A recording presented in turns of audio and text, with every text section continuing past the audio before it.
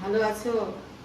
আমি ভালো আছি এখন, কিন্তু কয়েকদিন আগে আমার একটু শরীরটা খারাপ ছিল, তার জন্য এই বড় ভিডিও তোমাদের দেখাতে পারিনি।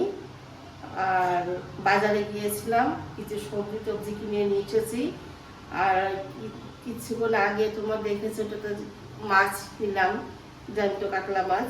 সেই কাতলা মাছেরই তোমাদের আজকে একটা রেসিপি দেখাবো। তা দেখো, দেখো কচুরমুখী দিয়ে কাতলা মাছ করবো এটা, দেখো বন্ধুরা। আর রুই কাতলা মাছ, দেখো কিছু রান্না করছি। এগুলো দেখো, লেজা পেটি দাগা সব রকমই আছে। এই দিয়ে এখন আমি কীভাবে রেসিপিটা করছি তোমরা দেখো। একটু লবণ দিয়ে দিই।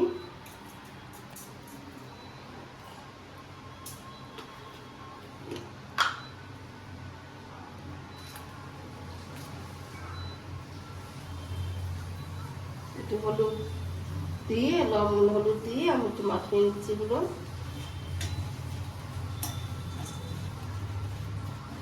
এরকম এটা আমাদের এখানকার নদীর মাছ, টাটকা মাছ। দেখো একদম কত সুন্দর মাছগুলো, দেখলেই বুঝতে পারবো তোমরা।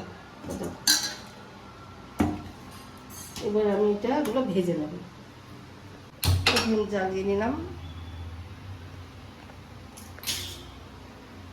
বন্ধুরা দেখো, তেল গরম হয়ে গেছে, আমি এবার মাছগুলো আস্তে আস্তে ছেড়ে দিচ্ছি।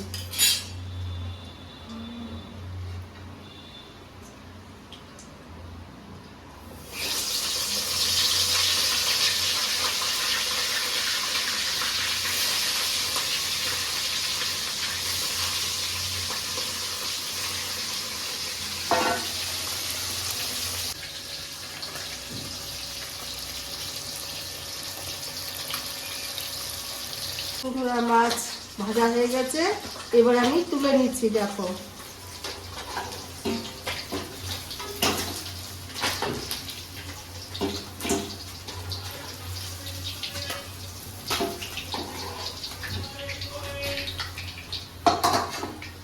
মাছ ভাজা তেলে বন্ধুরা আমি এই গোটা জিরে ফোড়ন দিচ্ছি, দিয়ে কচুরমুখীগুলো আমি ঢেলে দেবো, দিয়ে ভেজে একটু আধ ভাজা যেই হবে সেই কাঁচা লঙ্কাগুলো দেবো, না তো আগের থেকে ঝাঁঝ লাগতে পারে তো সব হাঁচিয়ে হয়ে যায়। তার জন্য আমি একটু লঙ্কাটা পরে দিই। আমি দেখো গোটা জিরে ফোড়ন দিচ্ছি। এবার কচুরমুখীগুলো এবার আমি এই যে দিয়ে দিচ্ছি মধ্যে।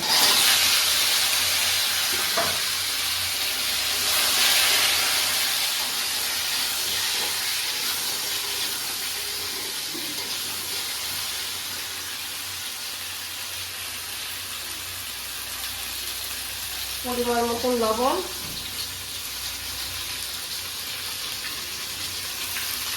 পরিমাণ মতন হলুদ,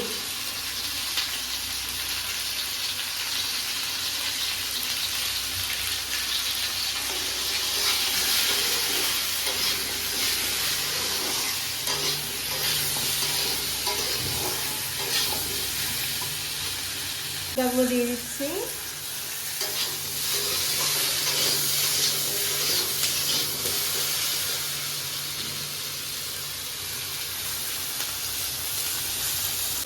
বন্ধুরা ভাজা হয়ে গেছে, এবার আমি পরিমাণ মতন জল দিয়ে দিচ্ছি।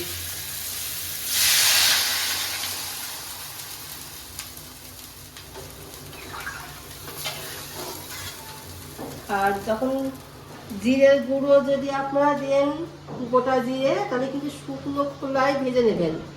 অনেকে আবার তেলের মধ্যে ভাজে, তেলের মধ্যে ভাজতে পারে, ওই জিনিসটা আপনি ঠিক মতো তাক করতে পারবেন না। শুকনো খোলায় ভেজে নিয়ে শিলে গুঁড়ো করবেন, শুকনো শিলে, জল দেবেন না। সেই গুঁড়ো মশলা দিয়ে আপনারা নামানোর আগ দিয়ে ছড়িয়ে দেবেন, দেখবেন ভালো লাগবে খেতে। দিয়ে দিয়েছি, তাড়াতাড়ি একটু ভালো সেদ্ধ হবে, তার জন্য আমি ঢাকা দিয়ে একটু সেদ্ধ করে নিচ্ছি। তারপর নামানোর আগ দিয়ে আমি পরে দেখাবো।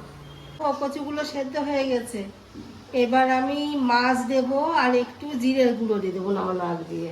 একটু মানে জিরের গুঁড়োটা দিয়ে একটু ফুটাবো, ফুটিয়ে তারপর আমি নামিয়ে দেবো।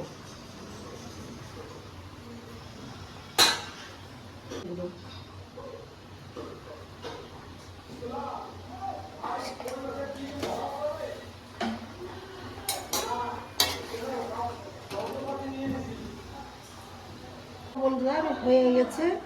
এখন আমি মাছগুলো দিয়ে সামান্য একটু ফুটাবো, বুঝলে তোমরা, তা ওই জন্য এখন মাছটা আমি দিচ্ছি। এই দেখো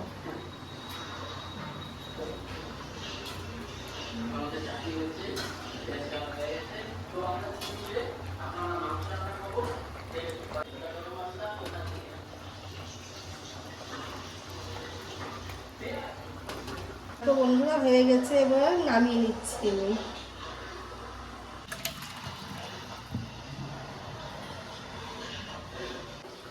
এরকম প্রচুর মুখি তরকারি করলে শুধু যে এই কাতলা মাছ দিয়ে করতে কোনো মানে নেই, তোমরা যে কোনো জ্যান্ত মাছ দিয়ে করে খেতে পারবে। আর যখন যদি রান্না তোমরা করে খাবে, যদি ভালো লাগে তাহলে আমাকে শেয়ার করো, কমেন্ট করো, সাবস্ক্রাইব করো। আজকে এই পর্যন্তই, আবার আমি পরের ভিডিওয়ে পরে আবার দেখাবো।